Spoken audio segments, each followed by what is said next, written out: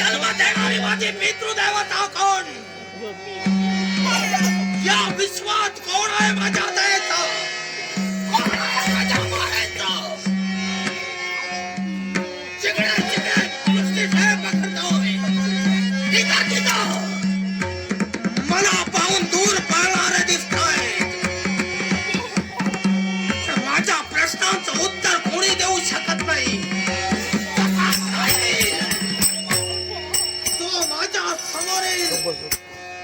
त्या प्रत्येकाला एकच प्रश्न होता. सांगा मी कोण आहे? सांगा मी कोण आहे? मला तो आगळा वेगळा देह मिळालाय. पक्षांचे पंख,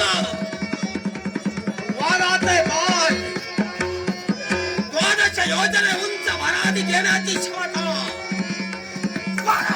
दूर उडी ठोकण्याची क्षमता. एवढं असून मी कोण आहे मला कळू नये. विचारांची विचारवाली मस्तकी थैमान घालते. वर्षापासून वर्ष जात आहे. माझी ओळखी देणारा कुणी व्यक्ती, मला माझी ओळखी करून देणारी एकही व्यक्ती हा विश्वात दिसू नये. याचं दुर्दैव आजपर्यंत मला जाणवते. आत्मविश्वास माझा एक ना एक दिवसाची व्यक्ती भेटेल ती मला माझी ओळखी करून देईल. आणि म्हणूनच अशा व्यक्तीच्या शोधात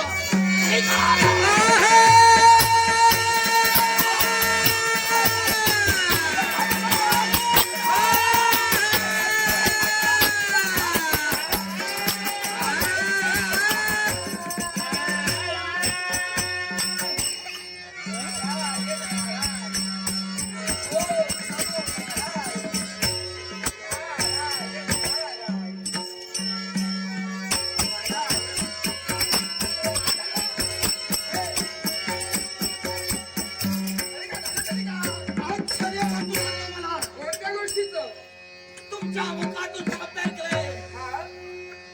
जो माझा क्रोध होता, जो माझा आवेश होता तो शांत झाला. तुम्हाला पाहिलं मला जिज्ञासा निर्माण झाली. कदाचित मला हवी असणारी व्यक्ती कोण? आपल्या शब्दात एवढी जादू आहे. तो कोण आहे आता? पण नाव माझं माझी भ्रमंती करत होताना गरजेच्या वेळी मदत करणं हे माझं कार्य. एवढाच नव्हे तर भूत, भविष्य आणि वर्तमान या तीनही काळांत जलत्यात. त्रैलोक्यात तुमचं भ्रमण, भूत, भविष्य, वर्तमान तुम्ही जाणता. नाही माझा विश्वास बसत. नाही मग मी इथल्या इथं पटवून दिलं तर पटवून देणार. मग त्यालाही मारले. जर का तुम्ही भूत, भविष्य, वर्तमान जाणता,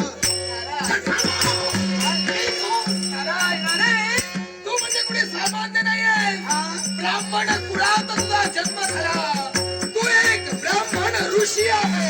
एक ब्राह्मण ऋषी आहे. मला आगळा वेगळा देव का प्राप्त झाला? आणि माझे पूर्वज किंवा माझ्या दयामाच्या व्यक्ती कुठे आहे? याला कारण आहे. अरे तुझे पूर्वज हे ब्राह्मण ऋषी होते. शंभू महादेवाचे निस्सीम भक्त होते. शंभू महादेवाकडून त्याने 2 वरदानं मागून घेतली. पक्षांप्रमाणे पंख, वाघाप्रमाणे पाय, वाघाप्रमाणे पाय प्राप्त झाले. म्हणून तुझ्या पूर्वजांना व्याघ्रपद ऋषी म्हटलं जाऊ लागलं. काय म्हणतात? हा वाघाप्रमाणे पाय प्राप्त झाले. म्हणून माझ्या पूर्वजाला व्याघ्रपद म्हटलं जाऊ लागलं. म्हणजे मी सुद्धा एक व्याघ्रपद आहे. मी व्याघ्रपद आहे.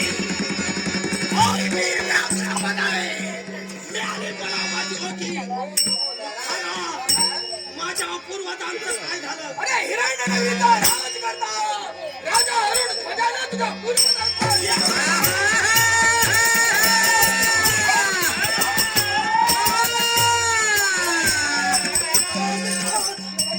ज्यानं माझ्या पूर्वजांचा शेवट केला, त्याला सगळ्यांचा शेवट करतोय.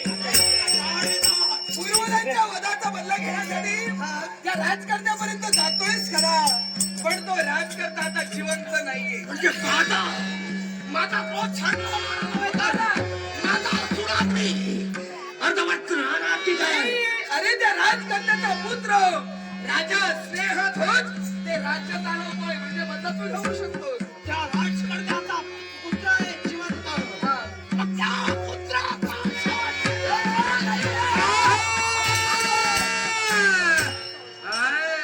अजून माझं म्हणणं संपलेलं नाहीये. काय म्हणायचं? अरे महत्वाचं ते राहूनच गेलं. कोणतं? आता तू त्या राजकारण्यापर्यंत जाणार, बदला घेशीलही, त्यात तुला यश प्राप्त झालं, आनंद वाटेल मला. पण समजा न जाणो न कळो न भूतो न भविष्यती त्या राजकारण्यानं तुला मारलं तर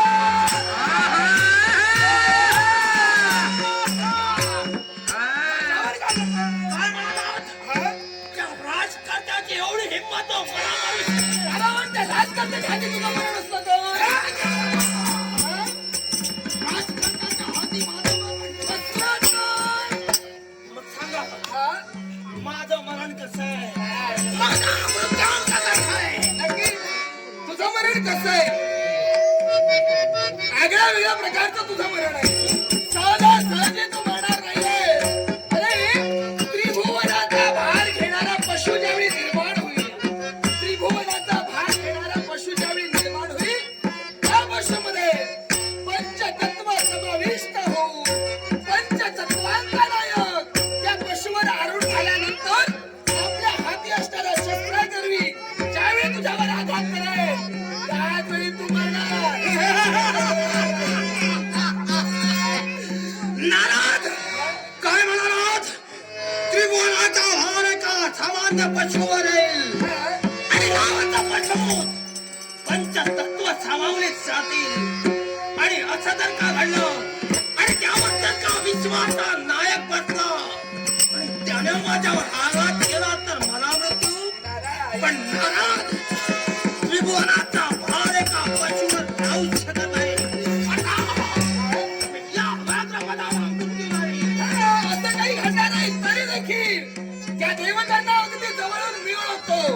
तुझं जसं मरण आहे त्याप्रमाणे ते सारे देवता घडून आणतीलही, पण त्याच वेळी त्यांना एका अटीची पूर्तता करावी लागेल. अशी कोणती? नियतीनं तुझं मरण तुझ्या हाती ठेवलेलं आहे. हे कसं? आता अट काय? तर तुझ्या पूर्वजांची एक सवय होती, प्रतिस्पर्ध्याला 3 प्रश्न विचारायचे. एका जरी प्रश्नाचं उत्तर चुकलं तर त्याचा शेवट करायचंय. म्हणजे जर का हरिहर भक्ताला 3 प्रश्न विचारण्यापूर्वी तू मारिलो तरच तू म्हणणार, नाही तर म्हणणार नाही. मग नारद, माझ्या शत्रूला 3 प्रश्न विचारेन. त्या 3 प्रश्नांची उत्तरं त्यानं जर का योग्य दिली तर त्याला जीवदान.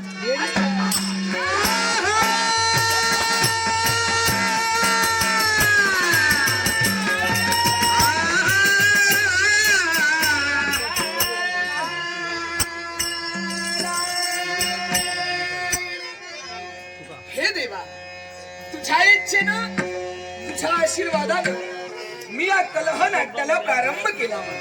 कारण देवा करता करविता तू आहे, निमित्त मात्र फक्त मी आहे.